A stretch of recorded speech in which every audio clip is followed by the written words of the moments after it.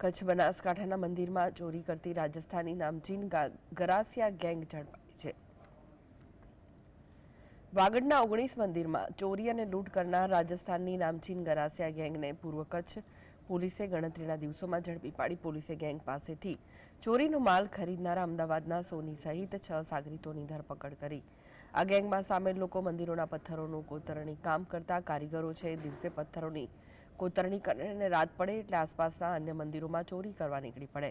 એસઆઈટીએ રાજસ્થાનના ઉદયપુર અને શિહોરીના જંગલ વિસ્તારમાં સ્થાનિક પોલીસની મદદથી રાત્રિ દરમિયાન કોમ્બિંગ કરીને અન્ય સાગરીતોને ઝડપી પાડ્યા હતા। આ ગેંગે અગાઉ કચ્છમાં પણ કામ કરેલું છે અને કચ્છની ભૌગોલિક પરિસ્થિતિ તથા મંદિરોની સારી રીતે વાકેફ છે। જે ઉદયપુર અને સિરોહીનો જે જંગલ વિસ્તાર છે ત્યાં જંગલોમાંથી અમારે કચ્છ જિલ્લા પોલીસની ટીમ ત્યાં રાત્રિ દરમિયાન જંગલમાં જઈને આજે ઓવરઓલ આરોપીઓ પકડવામાં આવ્યા છે, જેમાં અત્યાર સુધી ટોટલ 6 આરોપી પકડવામાં આવ્યા છે।